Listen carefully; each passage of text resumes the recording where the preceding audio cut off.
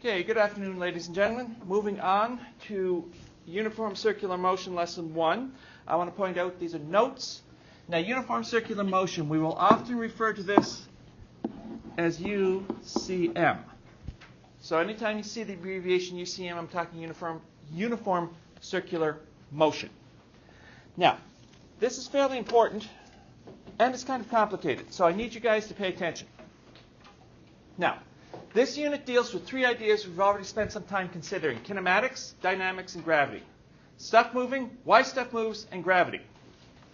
Now, however, up till now, we've only considered objects moving in straight lines. Okay. The physics of circles still remain a mystery to you. Now, uniform circular motion, what is it? Uniform means the same or constant. A basketball team wears uniforms to all look alike. Circular, like circles and stuff. Things that move in a circle. And motion, to move. So, constant circular motion. Now, oh, you bakcha. I meant that. Language. I know. Uniform circular motion can be found all around us.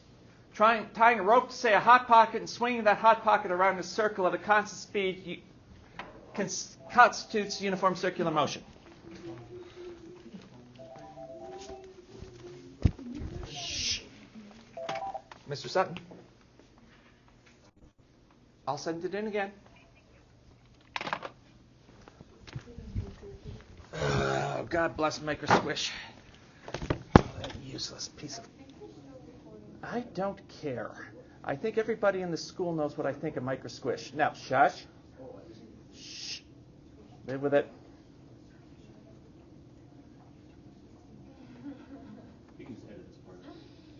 Yeah, not easily. And I don't care.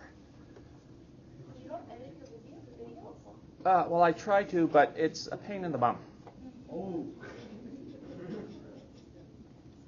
Try this again. 620. I sent this in. Whatever.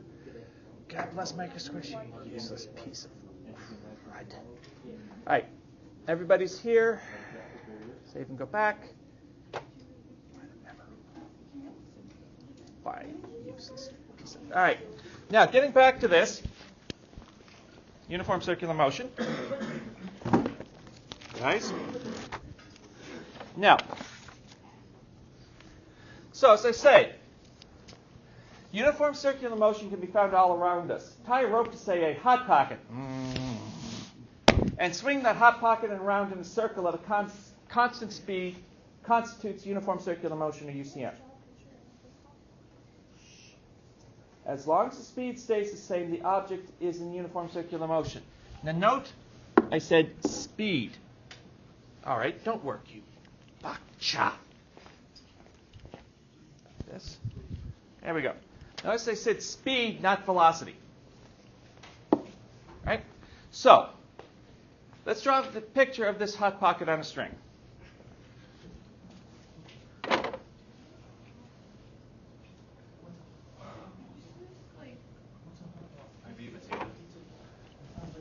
Yeah, pizza pocket. All right. Here it is, tied to a string, swung in a circle. Josh. If the two of you can't shut up, you can separate in separate corners of the room. All right. Now, I want to point out a couple things here. One, a hot pocket is disgusting and no human should eat it. All right. Secondly, anything you can tie, any piece of processed food you can tie a string to and swing in a circle, not for human consumption. Now, equally importantly here, you all grasp the concept. Now, I want to point out, right at this moment, the velocity of the pizza pocket is that way. You've all played with the yo-yo or something at the end of a string and swing it and let go. It goes flying sideways. And we have a radius here in the center. Okay? Surprise. Now, what's going to happen in a little while, in a moment or two? Well, looking at the same pizza pocket, it's going to be over here. Same radius. And the velocity of that, but as I said, it's now over here. What's changed? It moved. It's changed direction. And once again, if we go over here, give it another fraction of a second to move. It's moving this way. Radius hasn't changed. And now it's moved again. So I really shouldn't be calling this velocity, because velocity is a direction and an amount. The amount isn't changing. So this is a speed, speed, speed, not velocity. At all 3 points in the Hot Pocket's path, the magnitude, or the amount of the velocity, is the same. And I've got to stress that. Just stress that. The magnitude of the velocity is the same. As the motion is uniform, therefore the pocket maintains a constant speed. However, you can see that the direction of the velocity is constantly changing depending on where the path, or the object is in its circular path. Yes, the speed is constantly changing because the direction is changing. So,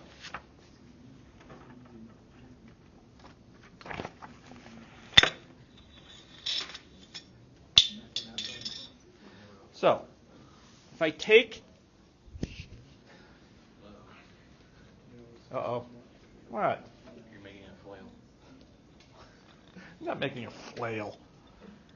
A flail, by definition, has multiple arms to inflict maximum pain. This is merely a morning star. Wouldn't be more sorry, I'm getting a medieval weapon mixed up. Sorry. That's all right. So, now, as I said, pizza pockets are disgusting and humans shouldn't eat them. So I'm looking at my clip going in a circle. So it's the same idea. At any moment, when it's here, its velocity, its speed is it's going that way. When it's here, its speed is going down. So if I'm spinning this in a circle and I want to smack someone in the head who's not doing their homework, any volunteers? So, thank you for volunteering. If I wanted to smack Ryan in the head with this, when would be the best time to let go? When it's to my right, when it's right here, and its speed is going this way. But I might hit Sydney and Shayna, who are both very good at giving me chocolate, so I'm not going to do that. All right, take out one of my spaceships? God, no. There's an open spot right there. There's an open spot. Yeah, with a $5,000 projector. Yeah, right. All right, shh. In there, did that? No. Okay. Okay. So, guys, the important part here, and I want to stress this. Oops. Here, I'm traveling in a circle.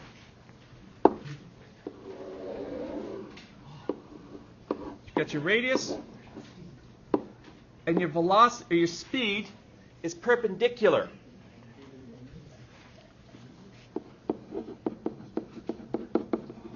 So, the velocity of the object in uniform circular motion always acts at a tangent to the circle in the direction of motion. Now, the tangent means it touches the circle at one point, or the easy way to remember that, it makes a 90-degree angle. Right? So like I said, if I want to smack Ryan in the head, I'd wait till I form a perfect 90-degree angle and let it go. But that would be wrong. I could give it to Sydney and she could smack him in the head. When should she let go of it? 90-degree angle. Will you? If I ask nicely? Ah, good. Heap abuse and terror on boys. All right. Now, the velocity at any given point in time, called the instantaneous velocity, or VI. Now, be careful here. We've got VI as in V initial, but we also have V instantaneous. So we should cover it. Yes.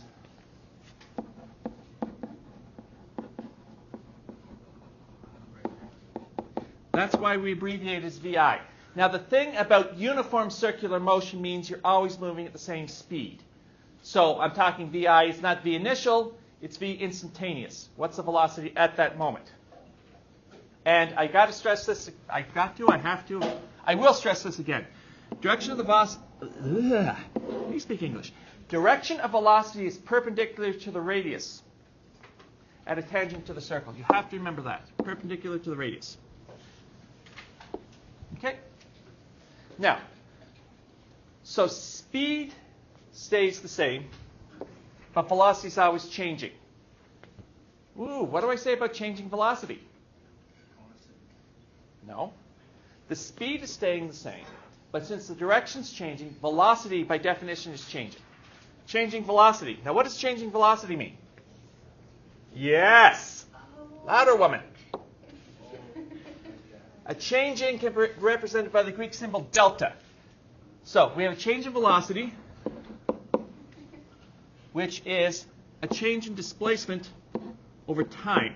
Now I'll get to the acceleration in a moment, so I'm getting ahead of myself. Too excited. Must calm down. It's only physics. Okay. Now, change in time. So it's good old change in velocity is change in displacement over change in time. We've seen that before. I should put this down before I smack somebody. Let's go. God. All right. Now, the value. Okay, guys. Couple of newish things. Pay attention. The value. Can I interrupt? All right. Thank you. The value change in time delta t stands for change in time. In this case, the amount of time it takes for this object to make one complete revolution around the circle. Now, important and new for you guys, in uniform circular motion, this value is called the period, which is represented by the capital T. So period is the amount of time it takes an object to complete one cycle of movement.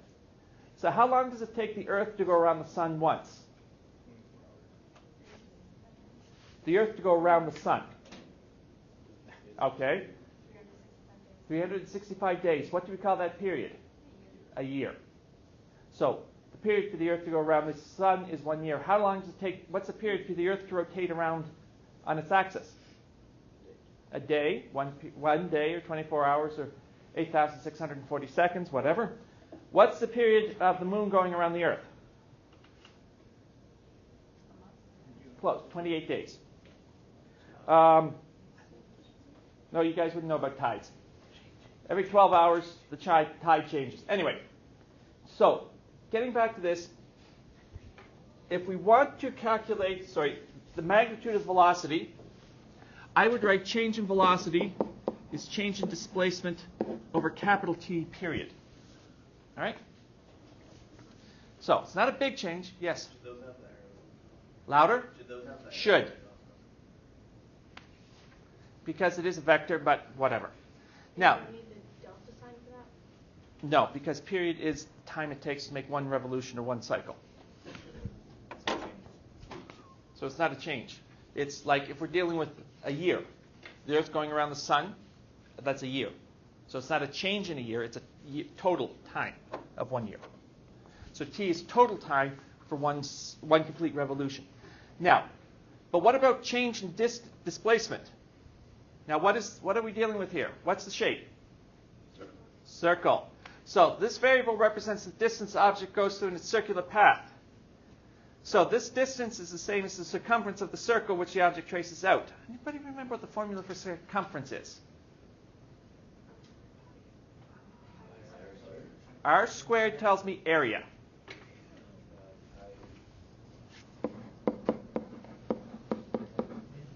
Two pi r. So circumference or displacement is 2 pi r. Now, so putting this together, we can now write an equation for velocity. Change in velocity, and yes, I would put a vector arrow above because it is a vector, is 2 pi r over t. Big T, because it's a period.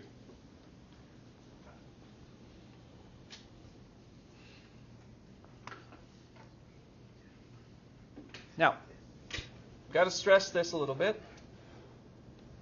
Oh, change in V sub C. Now, everybody pull out your blue formula sheet, please.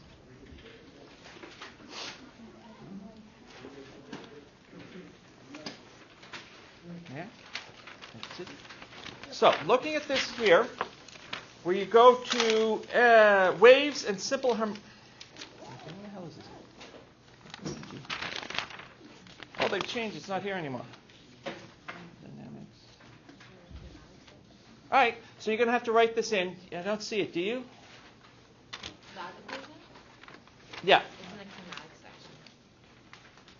Kinematics. Like the one- Oh, it. Never mind.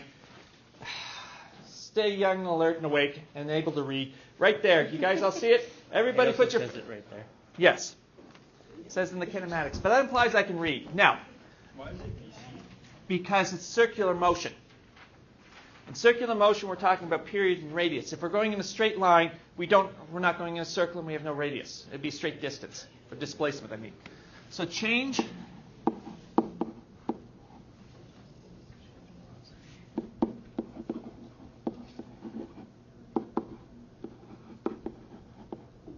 VLOCI.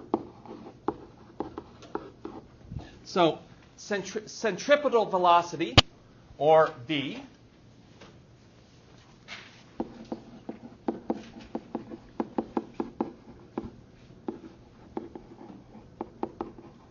centripetal velocity, V sub c.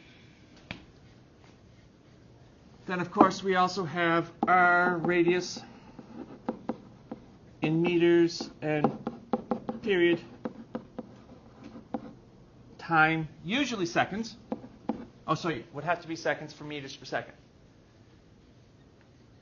And this is also on your formula sheet, yes. Right.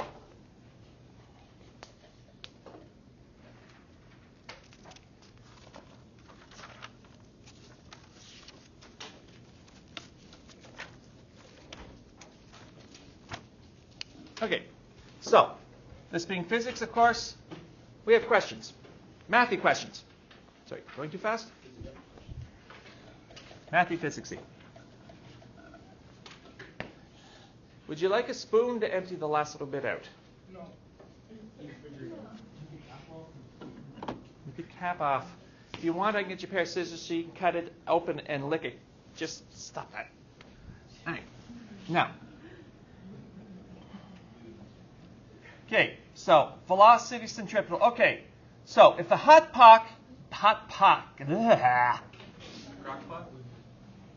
that thing, if the hot pocket has a period of 1.5 seconds and the string is 1.25 meters long, what's the magnitude of the hot pocket's velocity? Now it should be 5.2 meters a second. Did I leave that? No, okay. Sorry, I was going to say 5.2 meters a second is the correct answer, but I need you guys to prove it. So it is change in velocity centripetal is 2 pi r over t. So plugging the numbers in, are you getting 5.2 meters a second? The radius is 1.25 meters. Pi button, always.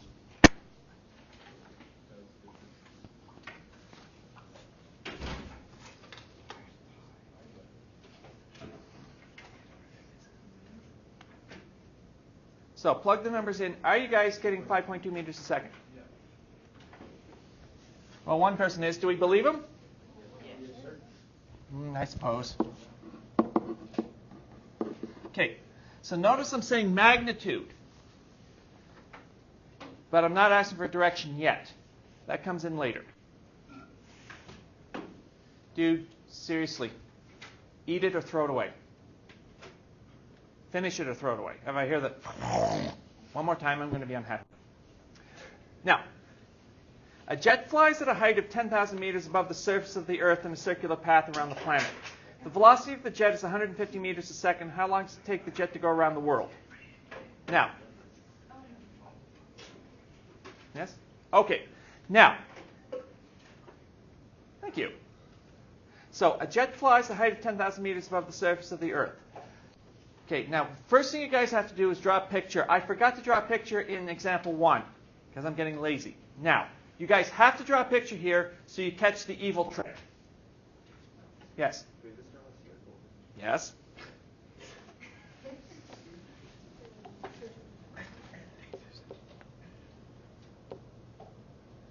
Okay, so here's the jet airplane. Why do we spend money on this software? Why?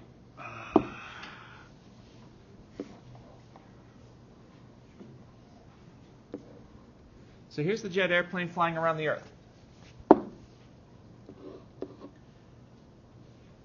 What is your problem besides being microsquish?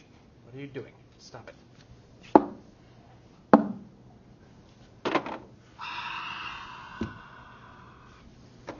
What is your problem besides being microsquish? Okay, and here's the Earth down here. All right, it's going to be like that. Now, what's the trick? Yes? Adding the radius of the Earth. Yes, because I've given you altitude above the surface of the Earth. So I'm 10,000 meters here. What's the radius of the Earth? 6.37 times 10 to the... So this drawing is not nearly to scale.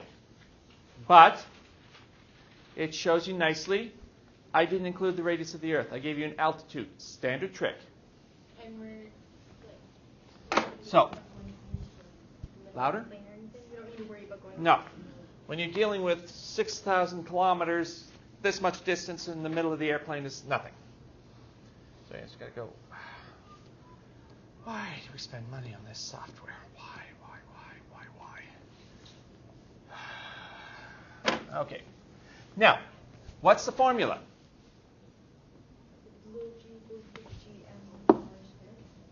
That's one of them, but what's the formula we just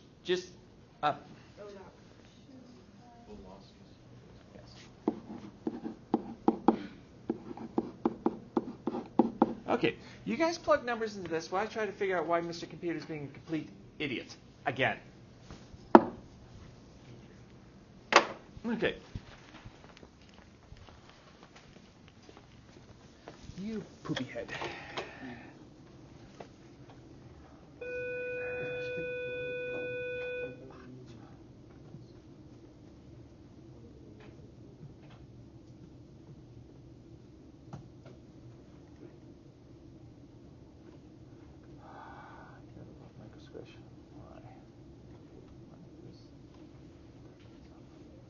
All right, so, well, I have to remember to edit out all the bad things I said about microswish.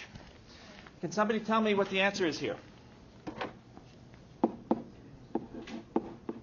Now, what's the radius? 6,380,000.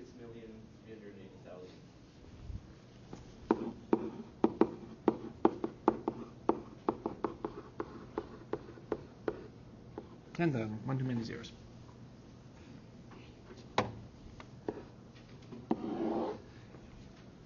And, oh, we don't know the time, do we? What do we know? Velocity. 150 meters a second. Now, as Eli said, we can find the radius, or add the numbers together, 6.38 times 10 to the 6 meters over time. Now, how... Isn't that 37 plus 10,000? That's on. Yep, 6.38. Now, on a multiple choice test, yes, I would be a poo head and give you an answer if you plugged in 6.37, because I'm that kind of a poo head. Though I probably would make this altitude a little bit more, so the number's a little different. Now, as Mrs. DeBrill would say, cross multiply. So T is 2 pi 6.38 times 10 to the 6 meters, 150 meters a second, and we get what? Louder? 244 seconds. Now, when we're getting time like that, do we normally keep it in seconds? I got a different answer. Okay. I'm checking it just to make sure. Yeah, I guess they probably. Sorry, Kelly? That number and then 0.81. 0.8. I don't care about that one. Okay, At this point, I don't care about decimals. I'm getting something completely different. Which is? A big number. And? I'm waiting. 0.00867222. 2.26. Okay, now, everybody divide by 150. Actually, I think he's pretty close. That's the problem. Yeah, you're right. My bad. Okay. Okay, that's what I got. If you're getting a different number, double check, please. One of us is wrong. All right. Don't work. Oh, what is your problem size? Now, it's going to say, guys, louder, Gabe. You wanted it something else in seconds? Well, I was going to say, do we normally talk about 267,000 seconds? No. So 267,244. How many seconds in a minute? 60. Times 1 minute, 60 seconds. How many minutes is that?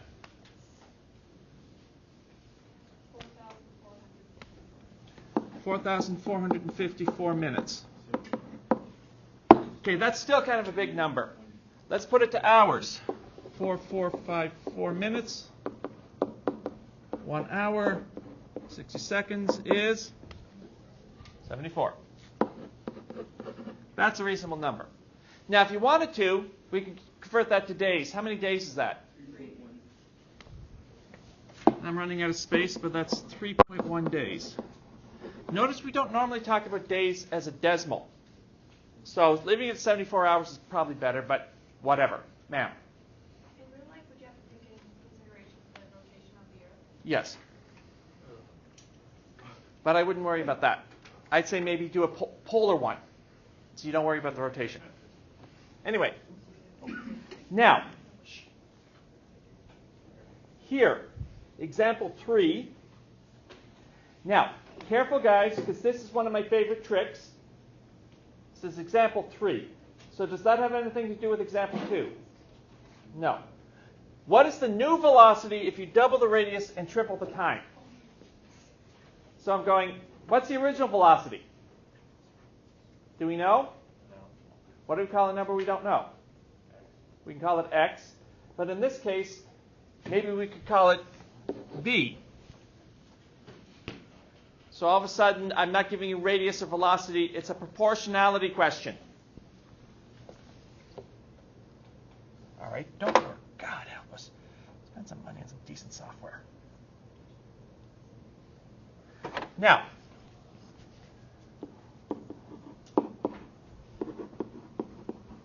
so V old to V new, proportionality. What is the formula for velocity?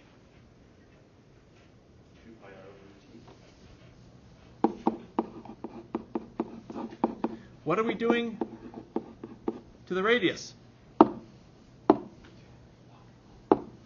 What are we doing to the radius?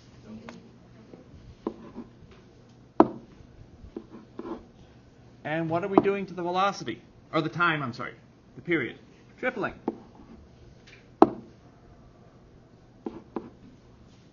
So how are we changing the velocity? We're multiplying by 2 and dividing by 3. Or 2/3. 2 pi RT. Or 2/3. V old. So it's a proportionality question. Don't we know the velocity? Nope. Is it the jet? Or No, this is, as I said, example 3. Or question 3. Not 2. If it was question 2b, then yes, we're talking about the jet. But this is an entirely new question. And be careful of that. All right. Now, so far so good? All right. So, a couple definitions. You guys learned this in Science 10, but I got to review it again. Period and frequency. Now, you might also notice that since the hot pocket is going in a circle, the motion of the hot pocket as it moves around repeats itself over and over again. We refer to this as periodic motion because periodically, or every so often, it gets back to where it started and keeps on going. Other objects, like pendulums, can also be described as periodic as long as they repeat the same motion over and over again.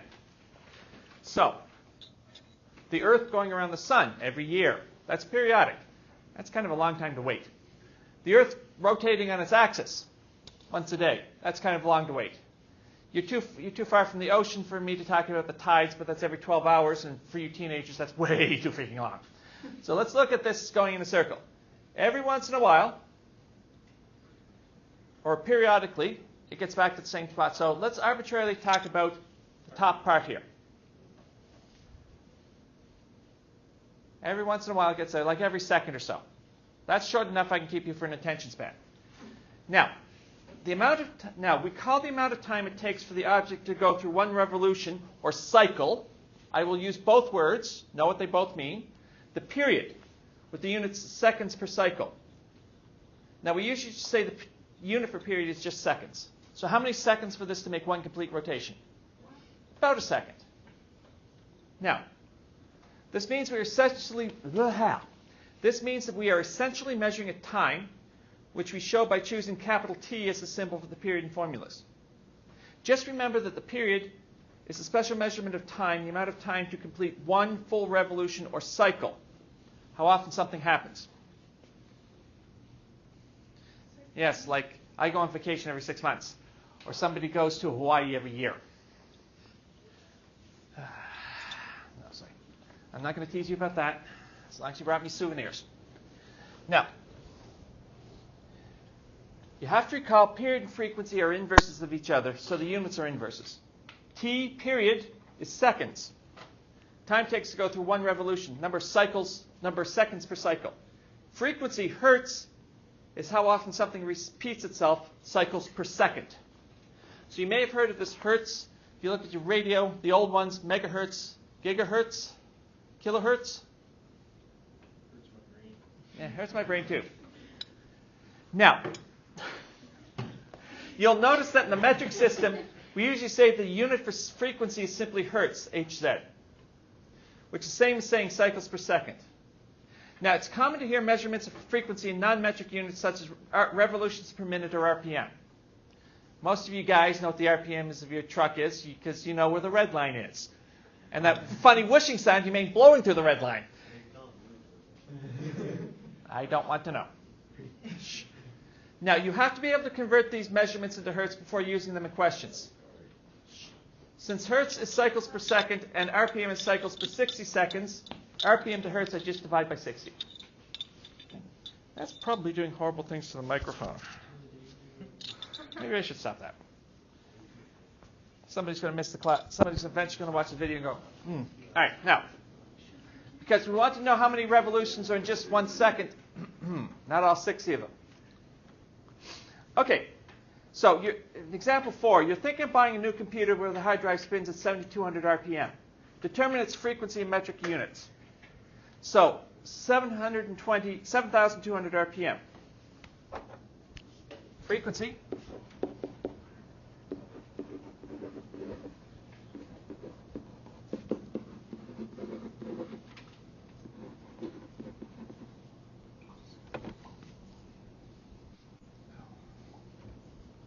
CYCLES.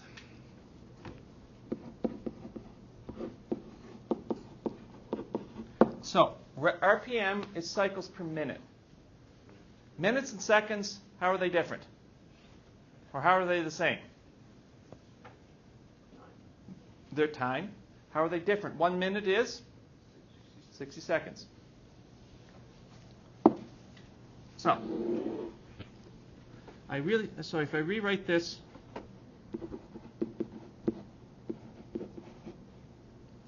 one minute like this, and then go convert 60 seconds, 1 minute.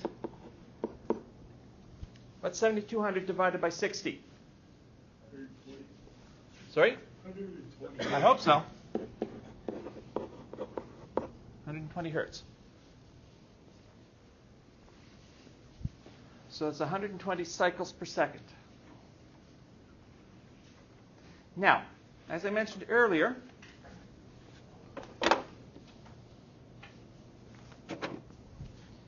period is 1 over frequency, and frequency 1 over the period. Now, what am I asking you to find? Revolutions. Oh, we just figured out revolutions per second. How I want the time for one revolution. It's going 120 cycles per second. Or 1 by 1. Yes, 1 by 120 cycles per second gives me what? 0.0833 seconds per cycle. Now, since this is t, by definition, it's for one cycle. So I get lazy and I don't write out the cycles. I just go 0.00833 seconds. Because by definition, the period is one cycle. Okay, so far, so good-ish. So period and frequency. You guys remember that. You did it in Science 10 a long, long time ago. I know, that's why we're doing it now, because most of you guys don't remember. You wouldn't get out of Science 10 without knowing it. Remembering it is something different. Can I go on? Yes, about right. It did? Yeah, it should have, right? Okay. Yeah, because it rings at 15. Did the bell ring? Okay. Well, yeah. Okay, well, let's get through this, and then we can have a good stretch. Now, I'm going to do, guys, listen up. I'm going to derive some formulas. So once again, I'm showing you where the formulas come from. I'm not the teacher who goes, here's the formula, trust me. If you want to memorize this, okay. If you want to sit there quietly for a few minutes while I show it to you, that's even better. But shush. Now, we have said that the direction of velocity is always changing. A changing velocity must mean we have some sort of acceleration. How can we derive a formula for acceleration? Warning, following derivative is kind of tricky and uses some interesting math. If you're having trouble with this, don't panic. You just need to know the general gist of the thing and the final equation. Now, here's our original hot pocket, shown at two different points on this flight, point A and point B. Now, we'll call the distance between point A and point B d. At point A, the object has velocity v, and at point it has the same velocity at point B. In some time t, or the same time, it passes to an angle theta here. That's supposed to be a theta. All right. Now we can take two velocity vectors and find the vector difference to find the change in velocity. So redrawing the vectors, we get this. This is v1, v2, change in velocity. Now, by similar triangles, d over r equals change in v over v. Therefore, change in velocity is velocity times displacement times d divided by r, d equals v over t. So, change in v is v times t divided by r. And as acceleration is change in velocity over change in time, change in velocity is v squared t divided by r. Or, acceleration is v squared t divided by r divided by t. And you're all going, what in the bloody heck?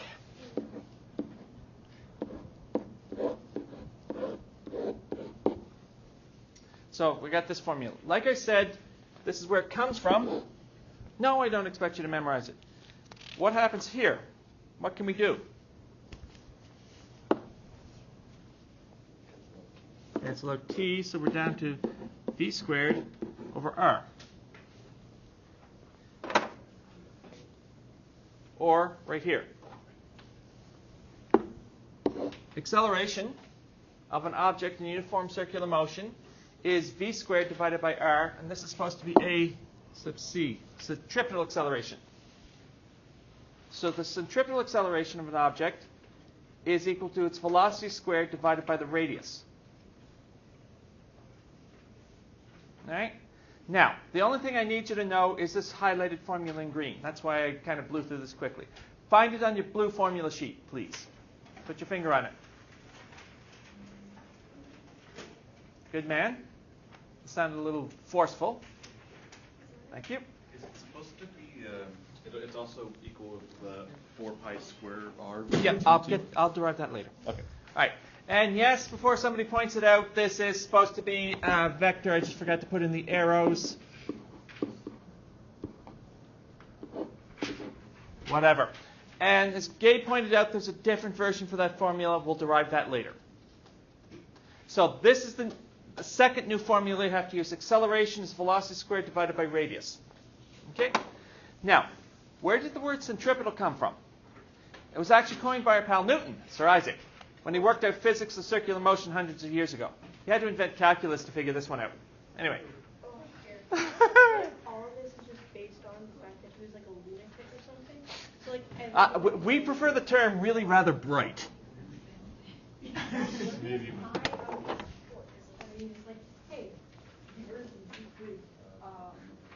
Okay, probably. Okay, so centripetal means center seeking.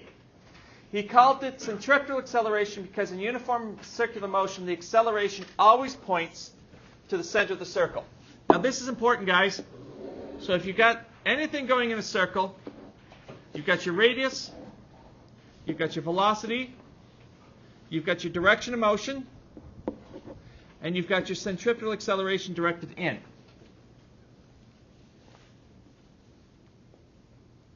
Now,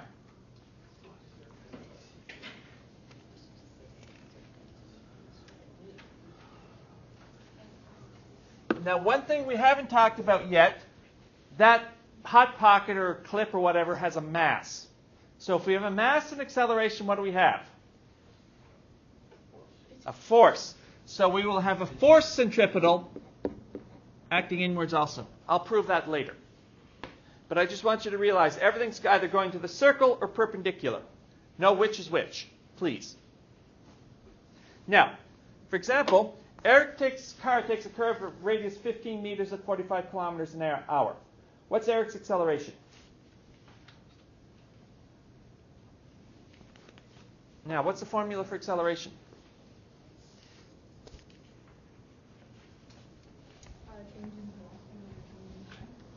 Close. Centripetal acceleration, I should say, is squared divided by radius. So, here's Eric's car. The radius is 15 meters, and velocity is 45 kilometers an hour. Now, what's wrong with this? Yes, and? It should be meters per second, not kilometers an hour. How do we turn kilometers an hour to meters per second? Good. You remember that. Are you ready to off the board? Divide by 3.6 is what? 15, 14, 13, 12? 12.5. Good. And then we plug it into the equation. Acceleration centripetal is velocity centripetal squared divided by r. And its centripetal velocity is? 10.42. Okay, I asked for his velocity, not his acceleration. His velocity should be about 12.5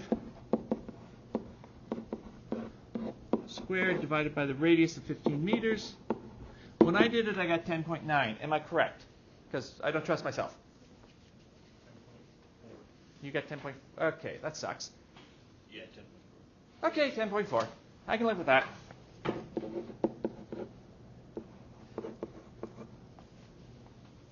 Somehow Bill Gates is involved. We'll blame him. I don't know. He just is. Now, get this copied out. Then everybody stand up and stretch because you've been sitting there too long writing.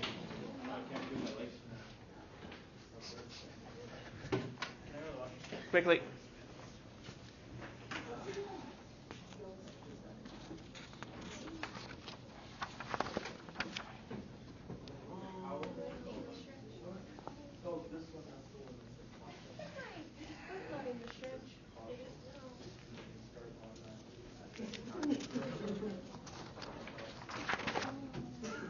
All right.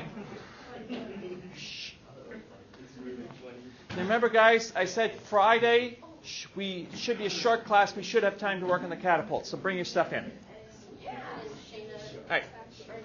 Now, yes, I know a bunch of you, tu parlez français, are gone to Heritage, which sucks. So they say where I come from. Poopy. All right. Now, shh. Moving on. Woohoo! It's actually Quick. called math. So like, you're not, Centripetal force. By now, if you've learned anything in my class, you've learned Newton's second law, where there's acceleration, there's a force. This force is called the centripetal force. Now, F net equals ma, or A equals F net over mass. Okay, that's two ways to write out Newton's second law. Now, how did we just write out acceleration? Acceleration equals V. Oh, sorry, centripetal acceleration, I should say. Velocity squared over time over radius. Yes, velocity squared over radius. So, I plug that formula in, and I get a new force. Force centripetal, mass, velocity centripetal squared over radius. mv squared over r. Okay? Now, that formula is not on, I don't believe it's on your formula sheet. Let me just double check. No. But if you've got acceleration, you can multiply it by mass to get force. So I don't consider it a big stretch for you guys to figure that one out. Now, what I am going to do is show you how to rearrange the formula. So I'm doing more of this deriving a formula. If you want to copy this out, great. If you don't, that's fine. I'm just going to spend about a minute and a half of your life cursing microsquish and rearranging the formula. Yeah. Now, just a reminder, velocity is 2 pi r over t. And we just figured out force centripetal is mv squared, thank you, over r. Now, I can substitute in my velocity here.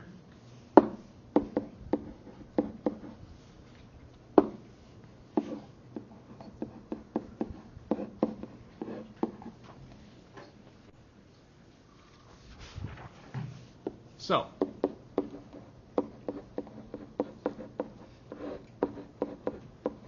multiplying it out, 2 squared is 4 pi times pi is pi squared, r times r is r squared divided by t squared.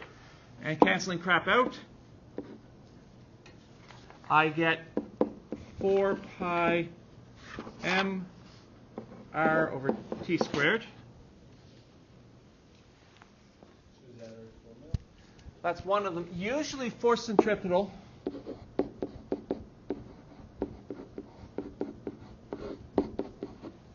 they'll write it like that. Now that's how it's written on the formula. Sorry, that's how the centripetal acceleration, 4 pi r over t squared, is down here on your formula sheet. To turn the acceleration into mass, you multiply it by mass. So is that what we write in green? Yep. This is what you need to know.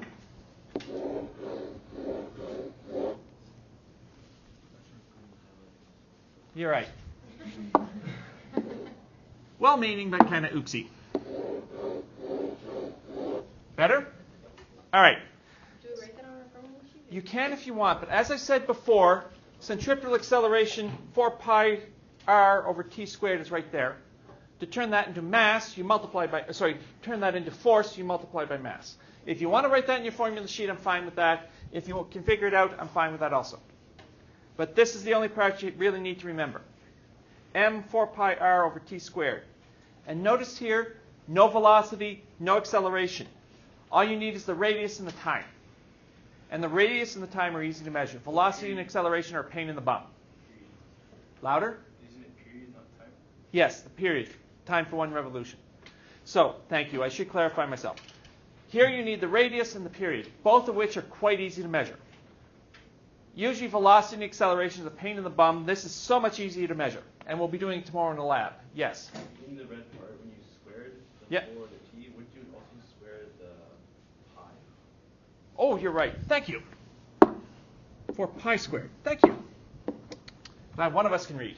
Yes? I have a question. Yes? How much time are we going to go through our test? 5-10 minutes? Something like that. Just because it's... I know. Okay, just making sure. We get through the notes first. Now, we don't need to know the velocity. So, once again, I want to stress this. You're going in a circle. Doesn't matter where you are. You've got centripetal acceleration, force centripetal acting into the center. You've got velocity perpendicular. You have to remember that. Okay? So the centripetal force can be supplied by any different force. Friction, tension, gravity, whatever.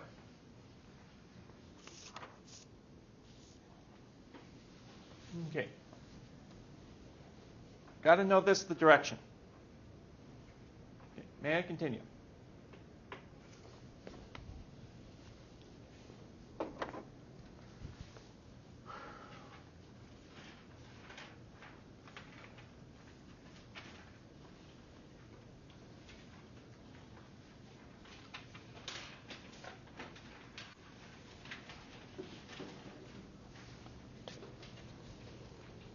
Okay, so some questions for you guys to work on. Okay, so yes, you're going to get what in this definition, what is V, what is R, yada, yada, yada. These are the mathy questions I expect you to be able to handle.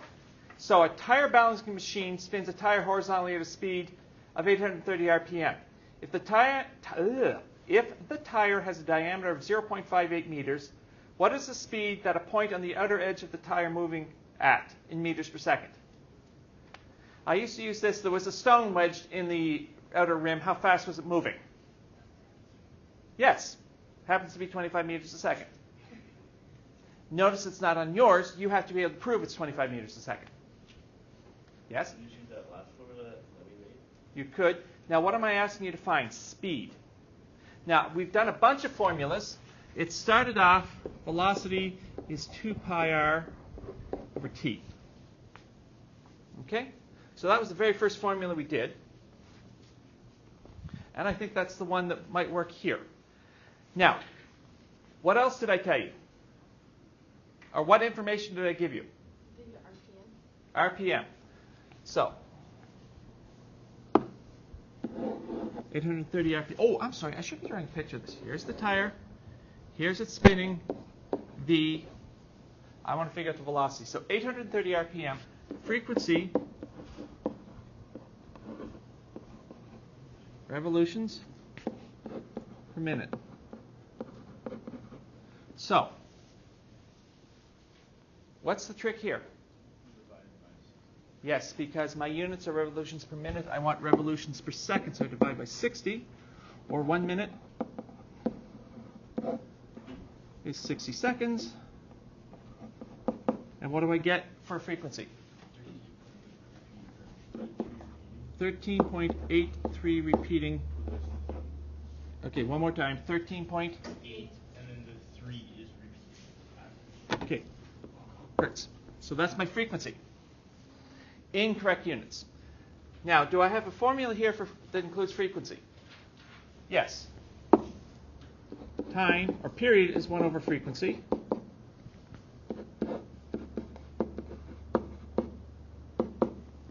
So what's the inverse of that? 0. Just the inverse of your answer. What do you get?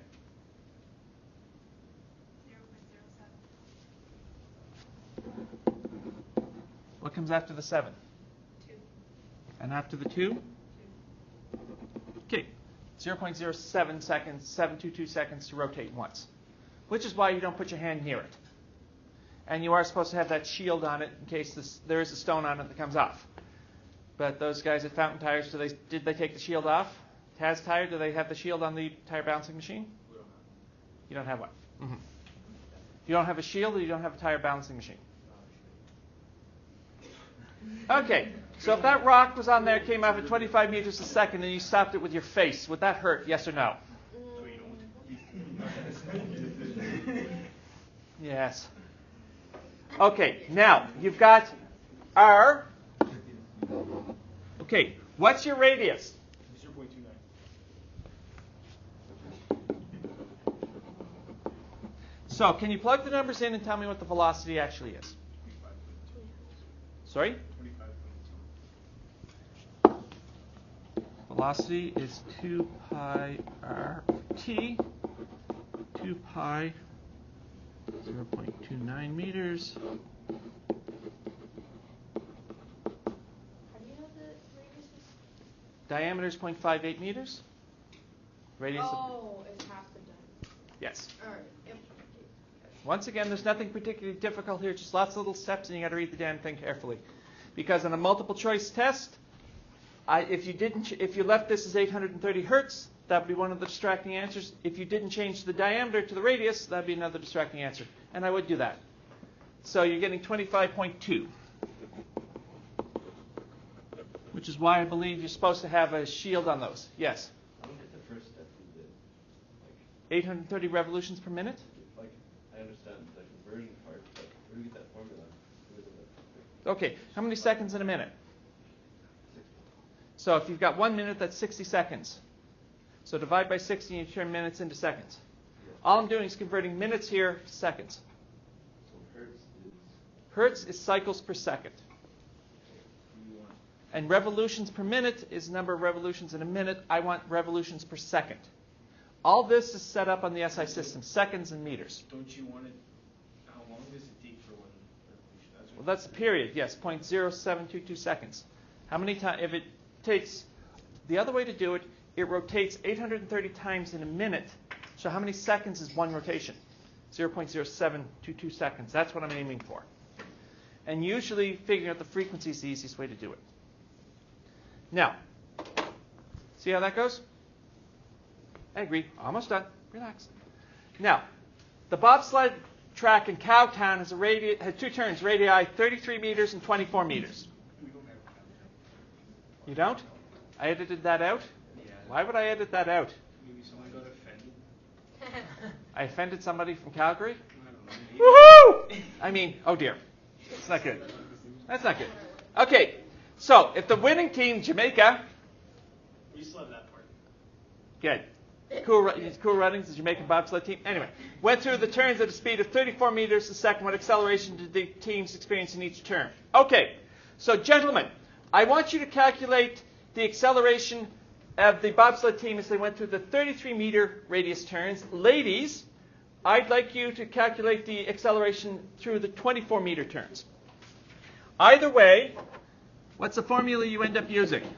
A sub c is? What's the formula? Yes? V squared over R. Yes. Now, there's other versions of that. We also said 4 pi squared r over t, but we don't have period, but we do have velocity. So let's just stay with the simple stuff. So gentlemen, for the 33-meter turn, what is it? And ladies, for the 33-meter turn, what is it?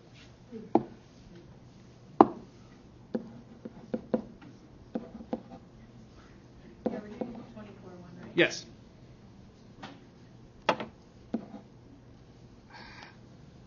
What is your issue besides being microsquish?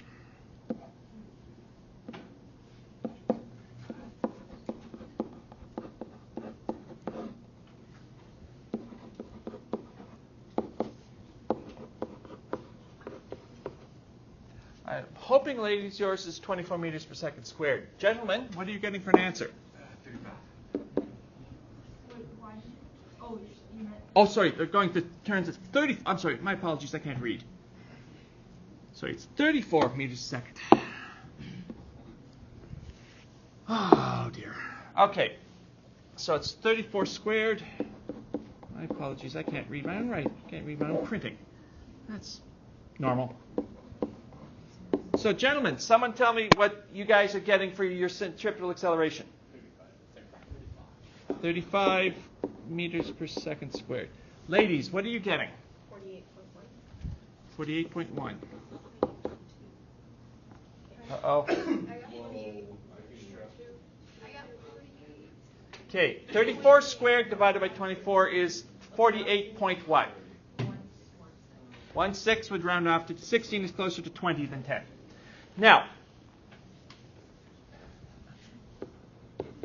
okay, now, question for you guys. What acceleration did they experience? You can wait till the break. Now, the trick here, express your answer in g forces, multiples of g, or 9.81. So divide this by 9.81. How many g's is that?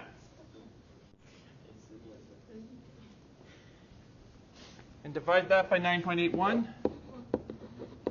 Sorry, gentlemen, what are you getting? And ladies, what are you getting? 3.6. 3.6 G. And 3.9 G. 4.9. Yes, thank you. Now, we've done this before, the other smoosh.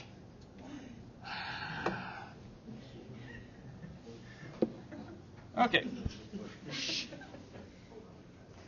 Now, this important, guys, you will see this question occasionally. How many g's is that? It's not 35 meters per second squared. It's 3.6 times the acceleration due to gravity. And ladies, they experience 4.9 g's, or 4.9 times the acceleration due to gravity. Around 4 something is where you start, it's so hard for your heart to pump blood, you start blacking out. Or you can. Some people in good physical shape with practice can withstand that easily. Some just black out.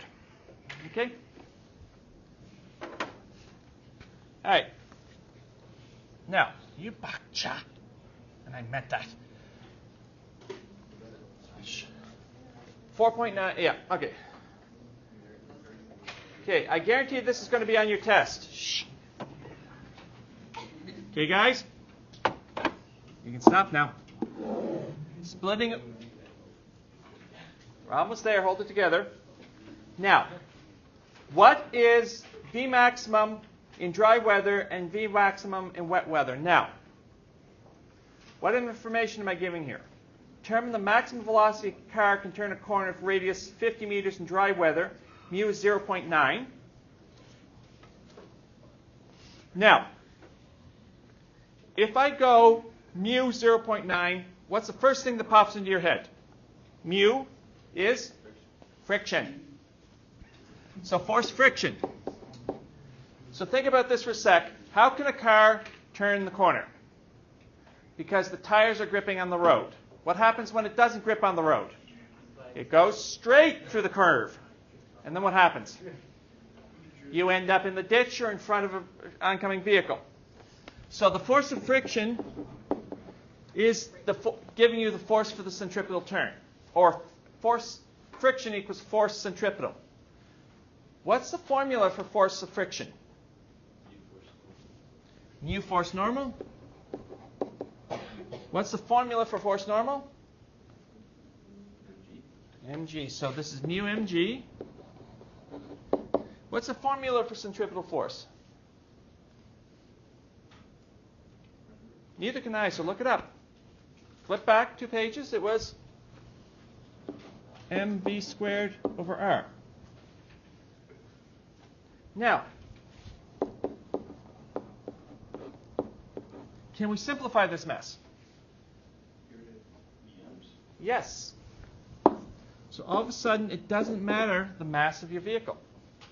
Drive a light little car or a big truck. It doesn't matter. What does matter is the force of friction and the radius and how fast you're going. And this is how they calculate the speeds on corners and curves. And that's why it says slow down to 40 on the Highway 2, Highway 49 interchange going into Flair. It's 40 or 50? The little, yeah. That's like 20. It's 20. Are you going 40? Well, no, I just don't normally come from Peace River turning into Flair, so. There's like a little 40 is it? 30? No, it's on the corner. Yeah. The turnoff from going, if you're going from Peace River to into Flair, 50. So that's how come they say 50. Shh, because it depends on the friction. Now, we're going to say, can we rearrange this to solve for V? Well, how do we get V all by itself if it's divided by R? Multiply both sides by R. So V squared equals R mu G. And velocity is the square root of R mu G. Can you guys tell me the velocity in dry weather when mu is 0.9? And can you tell me the velocity in wet weather when mu is 0.1?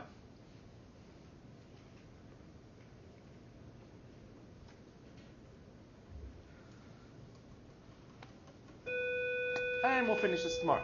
Try to get these 2 questions done tomorrow. We'll give you some time.